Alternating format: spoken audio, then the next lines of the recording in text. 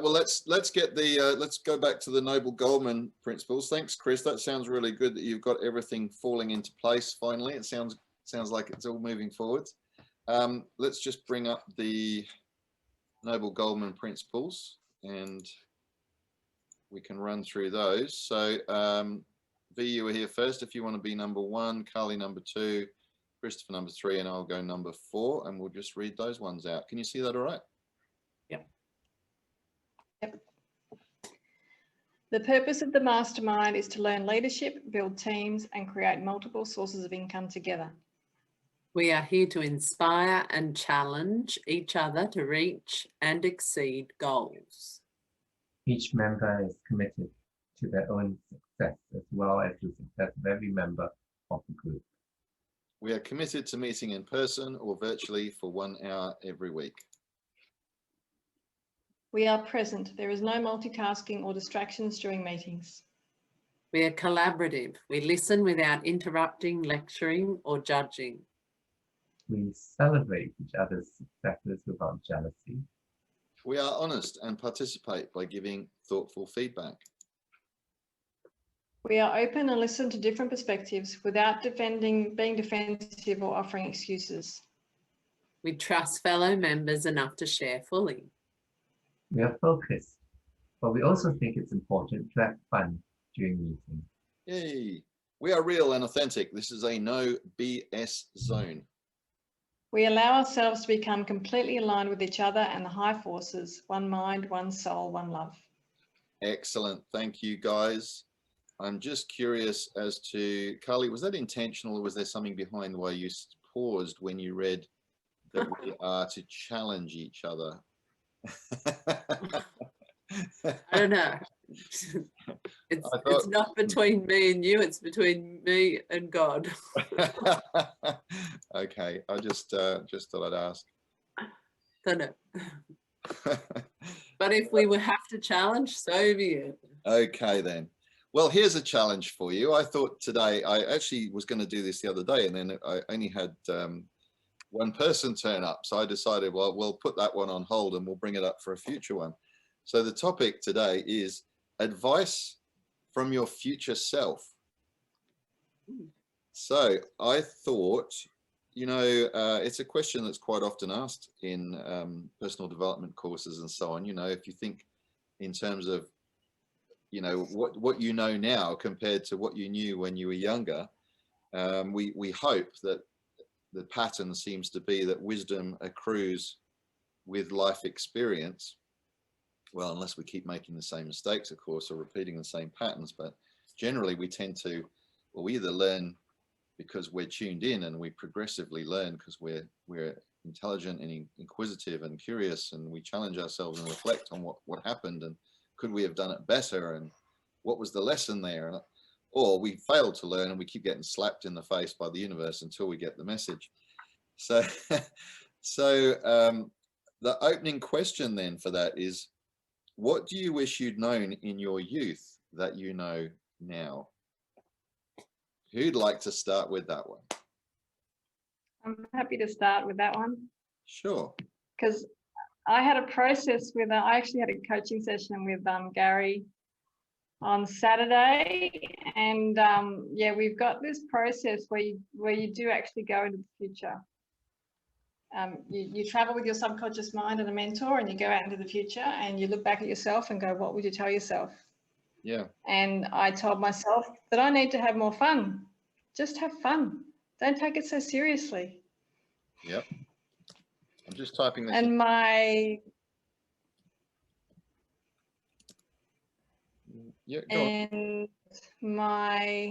what would I tell my younger self would be to trust more. Trust myself more. Yeah, that's very good. So you don't think that you trusted yourself when you were younger? No, I didn't trust anybody else. I think that's what control is all about, is because you don't trust, and trusting a higher purpose and a higher source as well. Just, yeah. Yes, yeah. Trusting. Just put that in the chat box so in case anyone forgets what the question was, you can glance at it. That's a good idea. So you would have told yourself when you were talking to your younger self that you should trust yourself more. Talking to my younger self, yeah. Yeah. So is that though not often the case because when we're younger, we lack the confidence that we now have as we're older and we've dealt with more things and made mistakes, I suppose, and hopefully learned from them.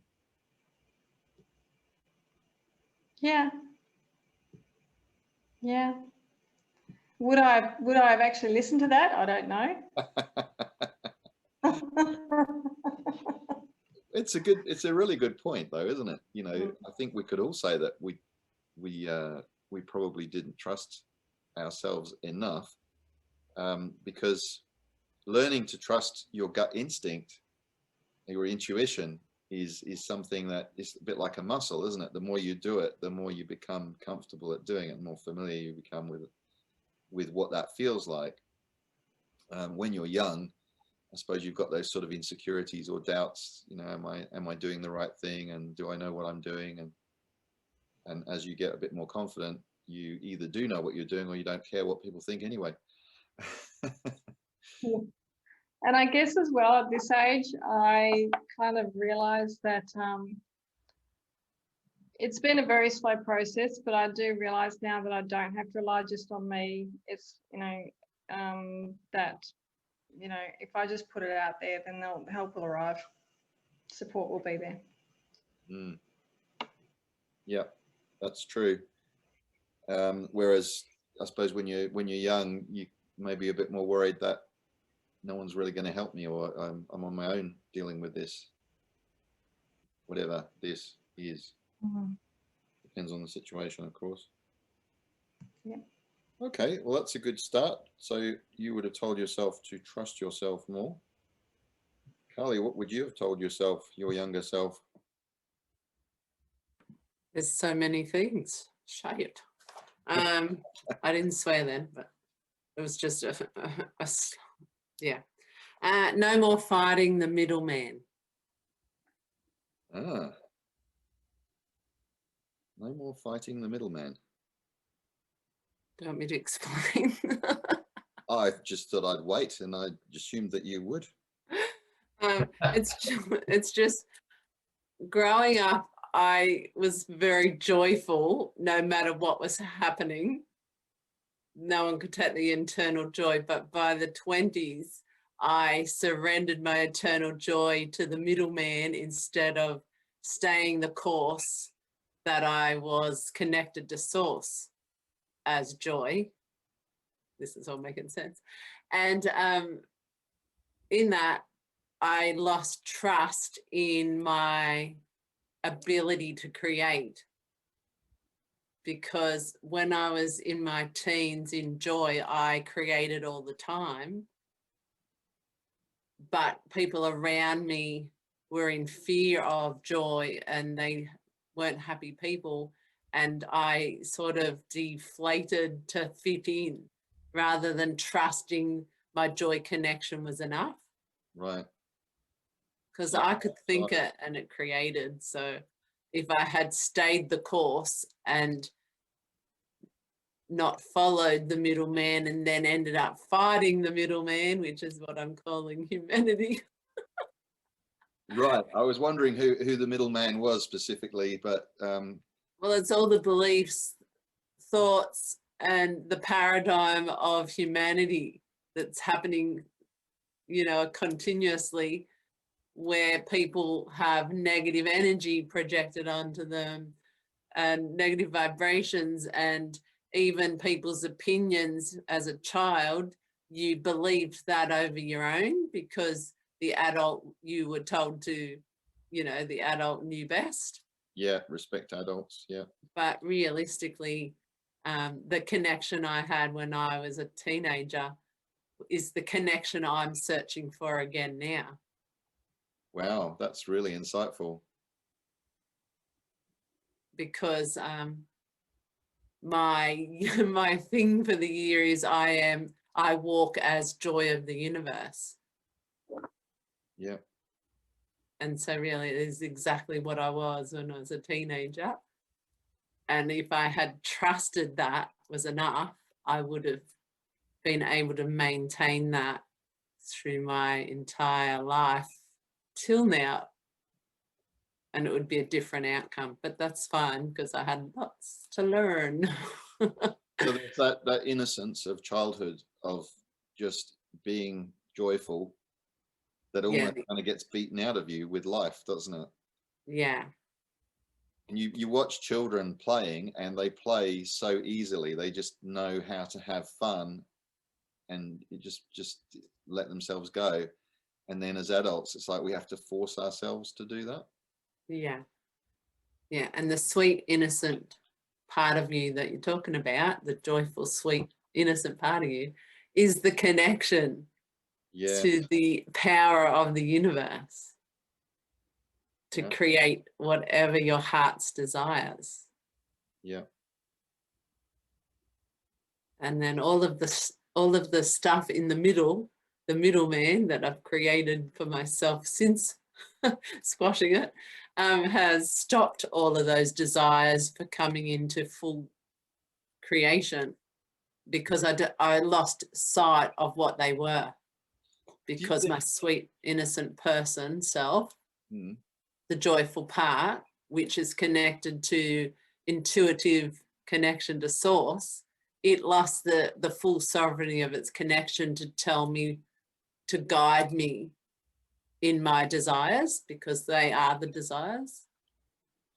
So you're explaining that now as an adult in with the benefit of all your life experience, the courses, the books that you've read and so on, and the people that you've met who have helped you rediscover your talent, your innate intuitive abilities.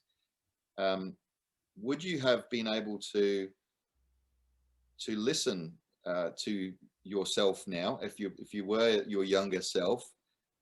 Would you have been able to be strong enough to combat those adult voices around you? Because what you're articulating now is quite a deep concept. As a child, would you have understood what you had, or was it just something that was inbuilt into you that you could understand? No? I would have understood exactly.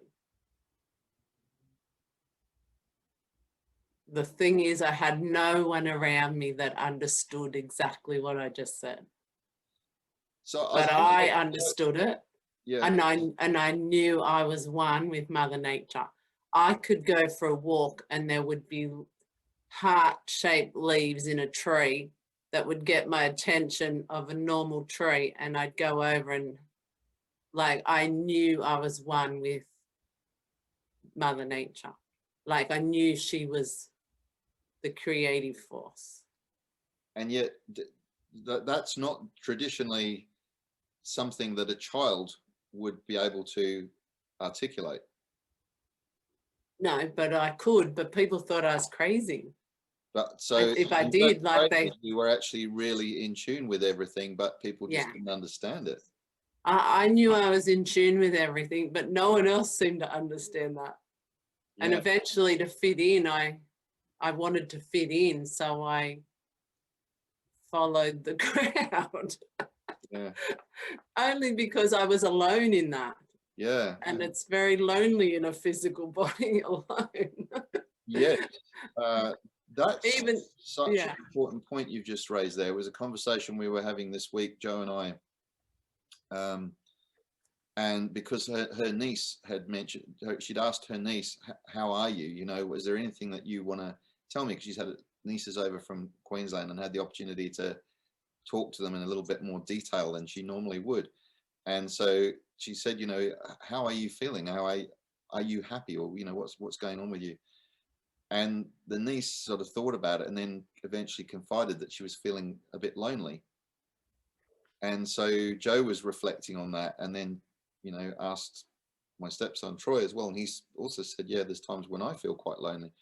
And it seemed to be that when you ask most people, there are times when they're feeling a bit lonely. And I said, I think that's what I've been reading with Dr. Joe Dispenza, is that's part of the the human condition of the ego makes us believe that we are separate individual entities, separate from each other, when in fact we're actually all connected.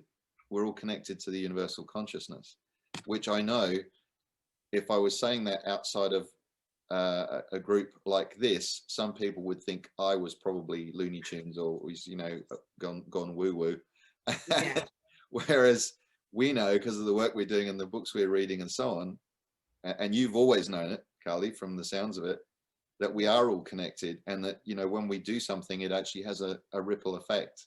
We're all, whatever we inflict on ourselves or somebody else, we're inflicting on each other, we're passing it all around all the time, that butterfly effect. So yeah, it is the ego that's actually making us think that we're disconnected. But Yeah. Yeah. And how many times do you think of somebody and then the next minute they call you, or you bump into them? You know, thoughts are energy. We are connected. There's no doubt. There's enough evidence to prove it. It's not just coincidences. Yeah, I can do that with the kids. I'm sitting here in this space at the front of the house. They're at the far end. I can just think something, and then next minute they're doing that. And I didn't ask them. Yeah, go on. Sorry, carry on. I didn't ask them, but I've wanted them to do something, but I think it, and I'm not attached, and they'll be doing that. Yeah. But if I asked them and it's something they don't want to do, they say, no, no. But if I sit here and think it with non-attachment, they'll be doing it, even if it's something they didn't want to do, like make their bed. Or so it's not like, yes, I've had that happen. It's a bit like the old Star Trek episodes, isn't it? With sort of the telepathic beings of the future. Yeah. You know, thoughts do impact on people. I watched a movie the other night. I'm just going to share, because I can't remember, was somebody on one of these calls that told us to watch it, and it was Jungle. Have you watched the movie Jungle yet? No. It's on Netflix, and it's a guy, an Israeli guy, who was lost in the Amazon for 21 days in the Amazon on his own, and had to find his way back to civilization. And yeah, I mean, he experienced the ultimate in loneliness and isolation, and yet, you know, in that sort of hopeless state almost, you know, at various points in the proceedings, he sort of looks around him and realizes, look at where I am, look at the nature that's around me and how magnificent it is, and you know what I've got all around me. Yeah. Incredible. Yeah, because we're not really alone, but you don't realize that until you delve into what we're doing, and then you realize you're not alone, because between heaven and earth there's no separation. But everyone thinks that we've come here, we're separate. We die, we go into the earth, our spirit returns there, but there's actually, in fact, no separation. Yeah. Well, I know it's a bit of a spoiler alert to say this, but the movie brief kind of tells you that the fact that he was lost for 21 days, you kind of obviously realize that at some point he was no longer lost. So you kind of know what's going to happen without me. I'm not revealing anything I shouldn't be. But what I will say is that a friend of his won't give up on him, doesn't believe that he is dead, when everyone's saying, no, he's dead, he's definitely dead. And he's like, no, I know he's alive. So it's incredible how we can be connected to people, even to know that person is still alive, the other side of the world, you know, or I know that they are. You know, there's been so many cases of that throughout history, where people are lost, missing, and somebody, for a relative, a friend, it's like, no, they're definitely still around. I can sense their presence in some way. So we are very spiritual beings. You know, Wayne Dyer said that that we're we're not human beings having a spiritual experience. We're spiritual beings having a human experience. So we have lost touch with our spirituality, but the more we make an effort to connect back with it and realize that we can connect back with it, the more we are able to. And it's an incredible thing that, you know, we actually are very, very much connected. And it's like a muscle, like I said before, the more you use it, the more you can use it. Christopher, thanks, Kelly. That was fantastic. That's really opened up great conversation there. Christopher, what advice, what do you wish you'd known in your youth that you know now?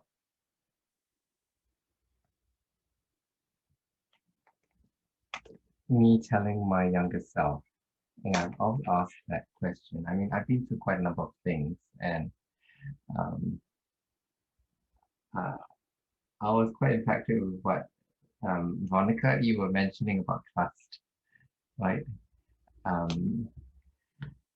It had to do with trust, and not in a bad way, but I was a very, and it also had to, what John was saying was also, it brought back some memories as well. I was a very happy-go-lucky kind of person. I mean, not a care in the world.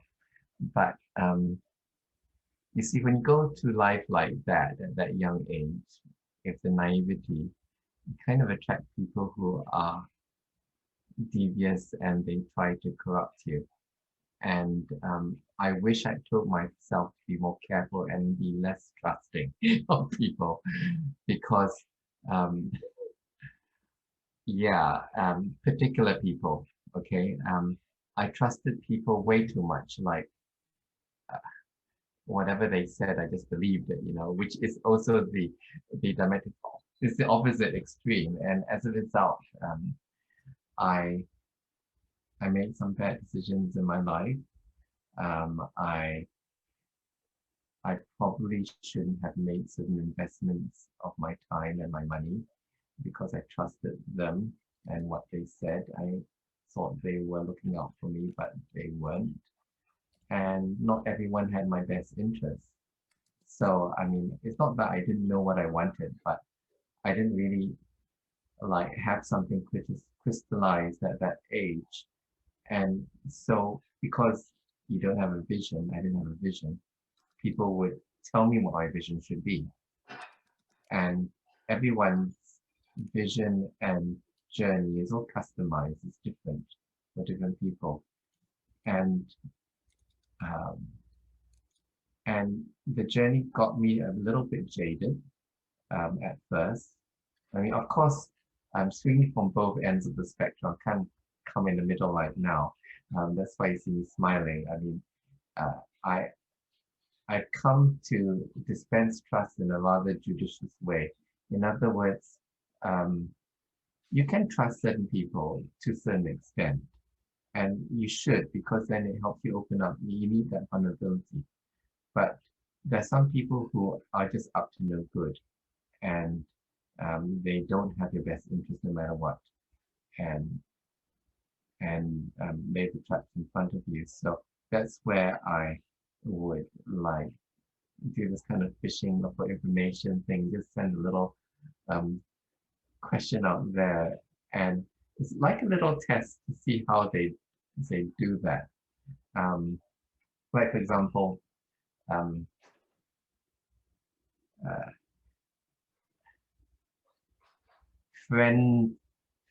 future friends, and how trustworthy can they be? And like for example, you tell them certain things, are they going to blurt it out, or if they just say, "Oh, get over it," kind of thing. So I can't trust them with my feelings, but maybe I can trust them with my money. So I'm also mindful that life is complex and there are many moving parts to the cog. So I'm aware that not everyone is a master of that field. So I would trust certain people with my feelings, but I may not trust them with my money, and vice versa. So that's where I start to apply this kind of contextualized approach to it as well.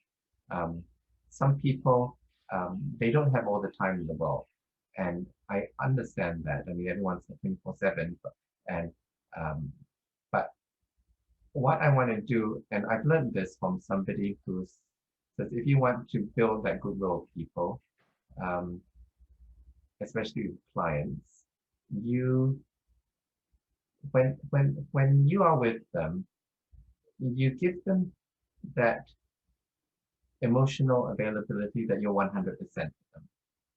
You not just looking at them in the eye, but you engage. You actually listen. You not just show interest, but you follow along in the topic as well. And I've applied that, and I find that as a result, people are beginning to open up so much more. They may tell me the secrets, they may tell me the deepest stuff, the secrets that sometimes I don't need, but I mean, and trust me, I don't say it, but this is when I begin to realize that everyone wants to be heard. Everyone wants that kind of connection as well. And if you have that inside of you, bridge that gap. And I found that some people reciprocate it in a way which is so amazing. Like, for example, one of my friends, I mean, he was in need once, and I helped sponsor his wife's wedding dress. Many years later, when we came to, I mean, actually 2 years ago, when we came to Sydney, he took us out, and I went to get some stuff to set up home and all that, and I put them down the cart. And when I turned around, he had paid everything already. I mean, and the thing is, I would have done that for a person, my friend too, but people who are doing that to me, and I never thought that I would be that kind of person people want to do that for, you know? And that's where the paying it forward is coming, you know? I mean, like, people slipping in $1,000 into my bag without me knowing, you know, or sending me something like, wow. I mean, I think that's, but I mean, it's not necessarily financial things, but like, they also give their time as well, and time sometimes is much more precious than any amount of money. So Christopher, could I ask then, does that sounds to me like that the advice that you would be giving to your young self would be to value yourself more? I did not value myself. It's more,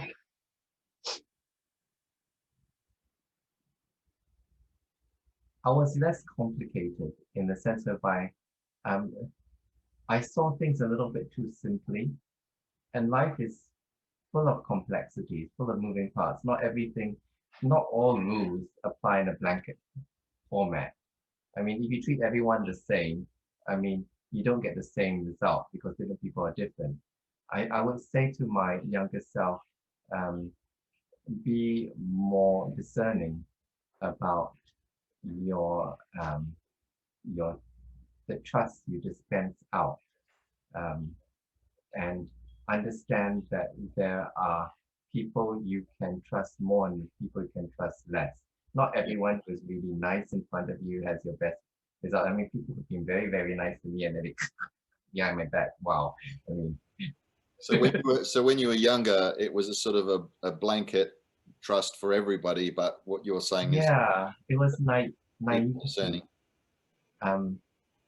When you just, I mean, I would like that if I had a bubble where people can protect me and nobody, but then I had to step out of the wide world, and then then you get all these predators coming out, and they want a piece of you.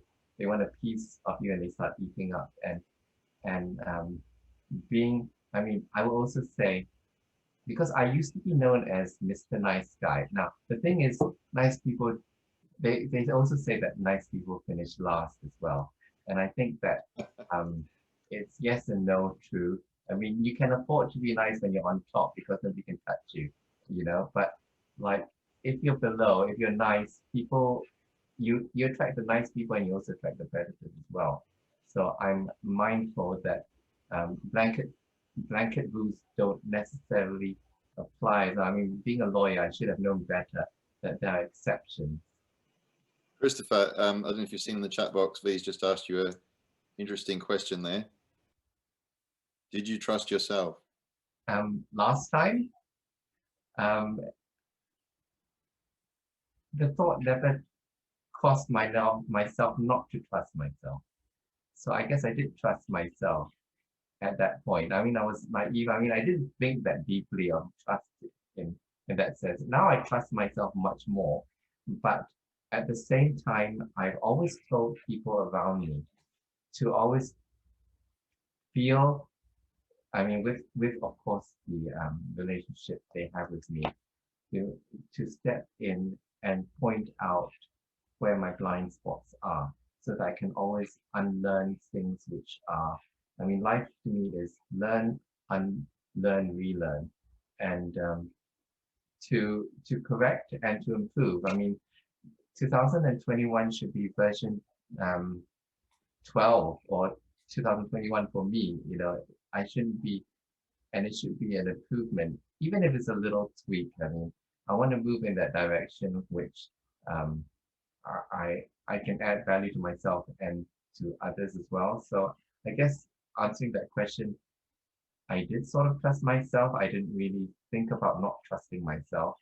Probably I trusted myself too much because, I mean, and the thing about trusting yourself too much is obviously you may have wrong things inside and you trust that thing. I mean, I've always thought that, okay, trust your gut, trust your gut, trust your gut all the time.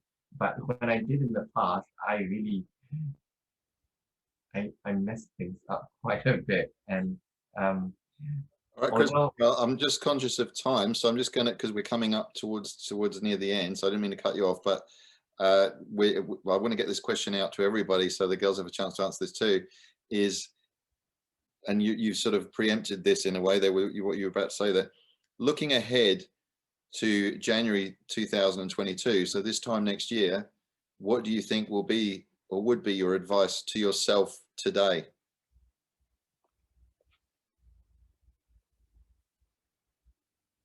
Setting yourself up for this year ahead and looking ahead to where you plan to be, or, you know, how the goals that you've got, the projects that you've got in mind.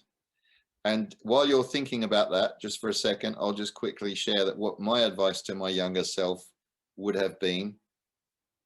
be to enjoy every moment, to be present more, because you then realize as time goes on that it's just flying past and it's accelerating. It seems to be accelerating to me. I don't know, as I'm getting older.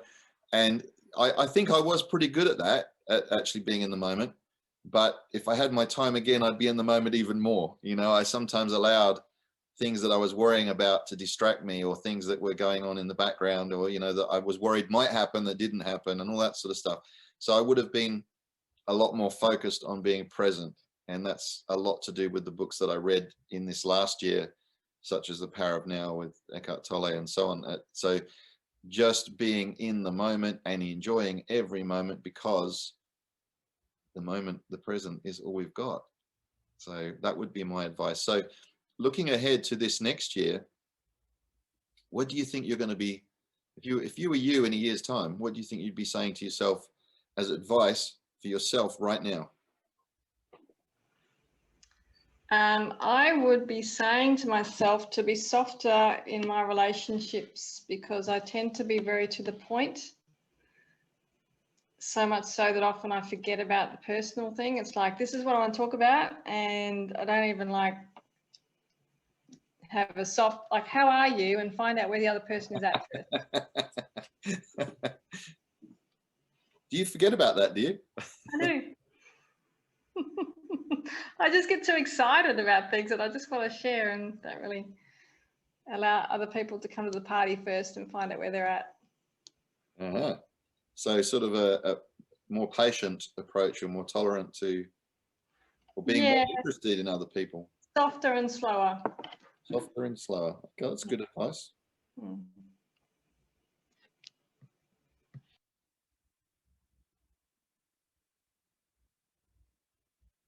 We're just being soft and slow and waiting for you to add anything more that you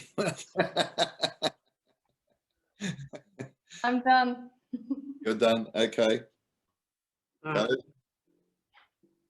A day, a year ahead from today.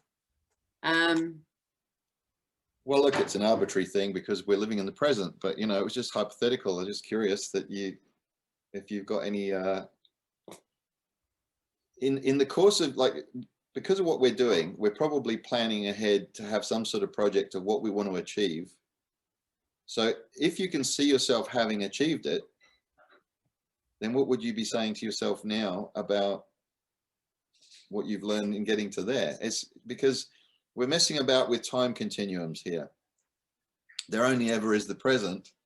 But if you look at the quantum field, there are multiple possibilities for a future. We get to choose which future we're going to pick by our choices, by our decisions.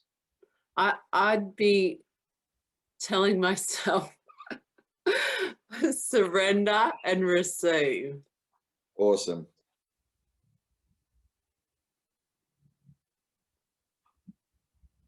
So rather than worrying about trying to control it all, just let it happen. Yeah, just receive it. Because that's the only way to receive the present moment, is surrendered. See, I've had a bit of a conflict around that as a coach because, you know, as a coach, you're sort of trying to help people figure out what they really want out of life and having a plan and you know, setting goals and working towards something all the time, being goal oriented and having a list of things to do. And then it seems like the opposite of that is just going, no, don't worry about that. Just be. Yeah. But if you just be, does that mean you don't get anything done because you're just being? No, you can have both. Do both. Trusting. You've got to do both. Set the goal and then surrender. Exactly. Yeah, it's surrender, non-attachment, and then you're just trusting the And receiver. that if you don't achieve the goal, then the universe has something else in store for you, a lesson to learn or an alternative goal that you might not know anything about. It has something in mind. So I've been reading a lot of Gabrielle Bernstein lately, and I really like her work. I don't know if you've come across her at all, but she wrote a book called The Universe Has Your Back. So you can set a goal of what you think you would like for yourself, but if it doesn't work out, that's okay, because the universe has got your back anyway. Or Yeah, it might be that because- you get there, but you get there in a different way altogether to what you thought you were going to get there. Yes, because really our goal or our intention needs to be aligned with our soul's eternal presence.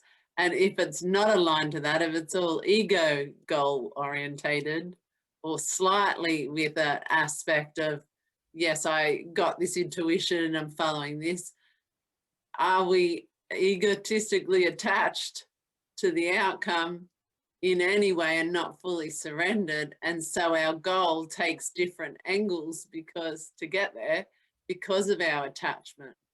Yeah. And then we just have to surrender a bit more when we go a different direction. We've got to keep surrendering. And yes, the outcome could be that. It's like the finished goal that you first originally started with. It just depends on your attachment on the way and if it's aligned fully. By the way, that's a great background you've got there. I think that's that just says it all. Exactly.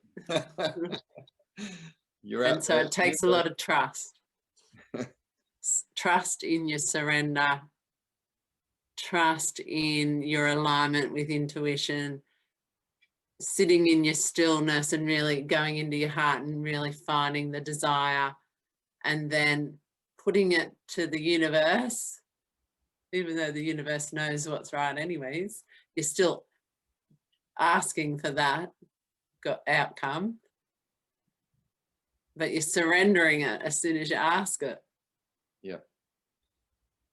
And that's like I said, that can be a challenging concept for a lot of people because there seems to be an inherent contradiction, but there isn't really. It just feels like there is sometimes because you're wanting to set a goal, you're wanting an outcome, but then that might not be the right outcome for you. Yeah. It's no different to any prayer. Yeah, yeah.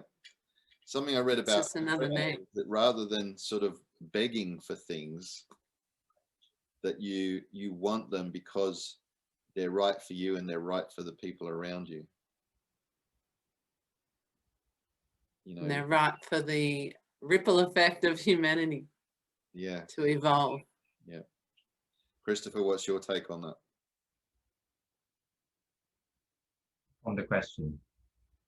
Well, you and I just noticed you've had some fantastic backgrounds tonight. I particularly love the green lights. You know, the what do you call it? The aurora. Oh, Morales. Yes, and your ocean. In my own bedroom. And now you're very much in tune with nature with your backgrounds tonight, I have to say. Yeah, which Comparison. would be my advice to myself. And I started doing it more today. That's why I remember to take time to smell the roses. That would be my advice to myself. I went to the rooftop garden and I with a friend and actually stared out onto the horizon at the Sydney cityscape, and I haven't looked without any care in the world for such a long time, and I should like take time to just, you know how the spirituality works, where you don't think about yourself, you don't think about others, but you just think about I wouldn't say nothing, but you just your mind sort of goes outwards kind of thing. I don't know how to explain that, but it just goes out and it's like an outer body kind of thing. You just think about out there, as if you don't even exist. You just one with the nature kind of thing, and I love that. And perhaps I should go for more walks. I should buy some flowers for the home.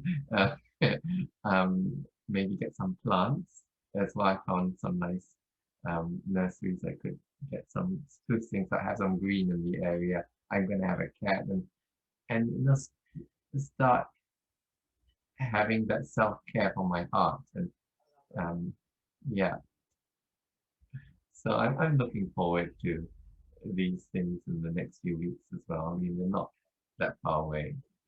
Yeah, I've got a much nicer place and I'm in a better place now. Yes, and Carly's put a great comment there. No thing is everything. That's very, very powerful. That's awesome, Christopher. I think it's been quite a journey for you, and it's great to see that you are now in that space where you are looking out for self-care and creating that environment for yourself, that there's a great foundation to operate from. And it's so important for all of us to do that, and so easy for us to forget that too.